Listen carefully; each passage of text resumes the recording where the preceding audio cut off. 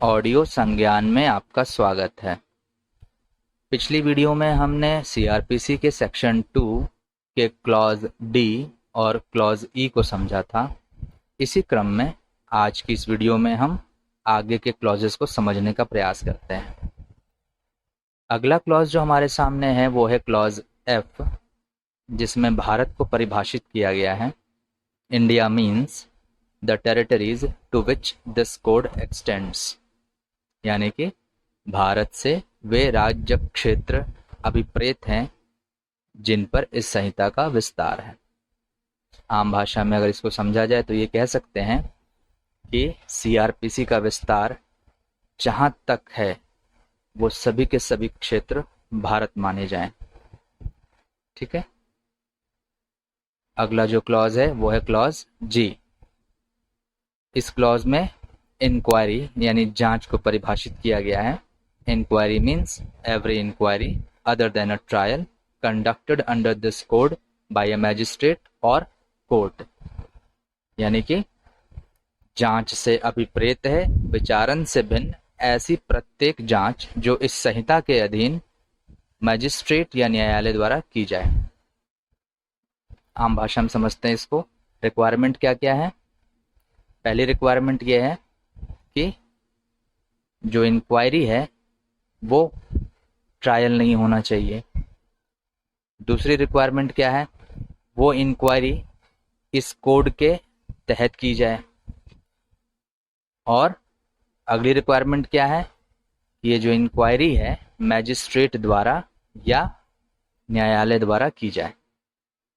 इसके अतिरिक्त किसी अन्य निकाय या बॉडी द्वारा इंक्वायरी की जाए तो उसे इस क्लॉज में शामिल नहीं किया जाएगा। ठीक है।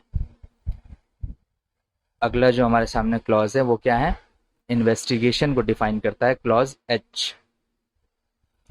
Investigation includes all the proceedings under this code for the collection of evidence conducted by a police officer or by any person other than a magistrate who is authorized by a magistrate in this behalf।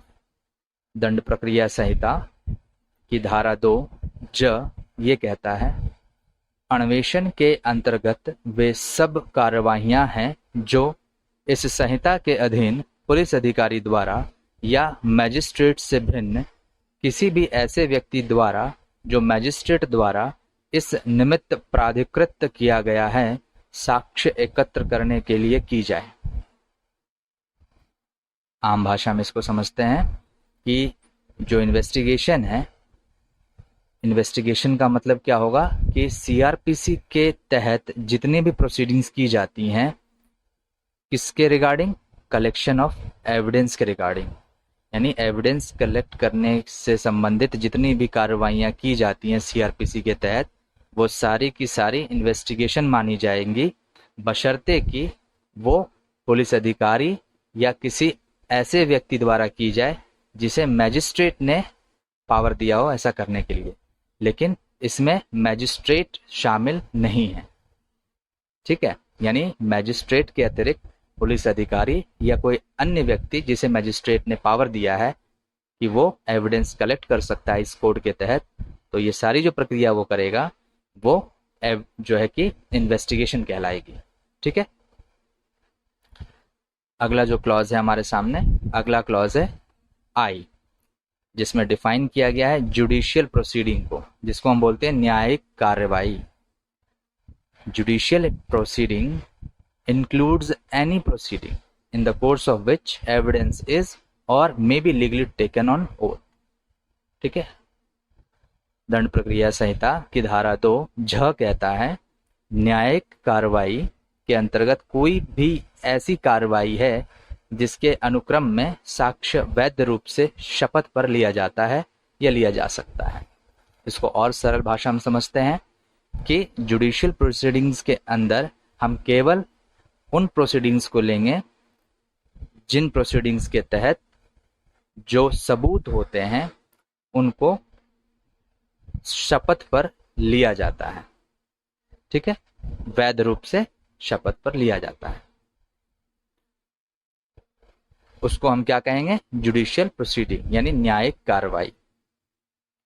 अगला जो हमारे सामने clause है वो है clause जे, जिसमें स्थानीय अधिकारिता यानी कि लोकल ज्यूरिसडिक्शन को डिफाइन किया गया है।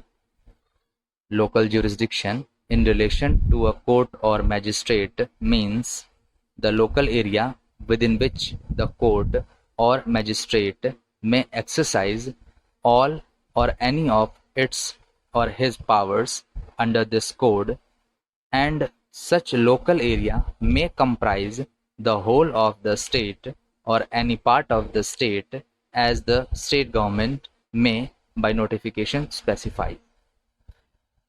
दंड प्रक्रिया संहिता धारा 2 क्या कहता है? किसी न्यायालय या मैजिस्ट्रेट के संबंध में स्थानीय अधिकारिता से वह स्थानीय क्षेत्र अभिप्रेत है जिसके भीतर ऐसा न्यायालय या मैजिस्ट्रेट इस संहिता के अधीन अपनी सभी या किन्हीं शक्तियों का प्रयोग कर सकता है, और ऐसे स्थानीय क्षेत्र में संपूर्ण राज्य या राज्य का कोई भाग समाविष्ट हो सकता है जो राज्य सरकार अधिसूचना द्वारा विनिर्दिष्ट करे। शेष अगली वीडियो में। धन्यवाद।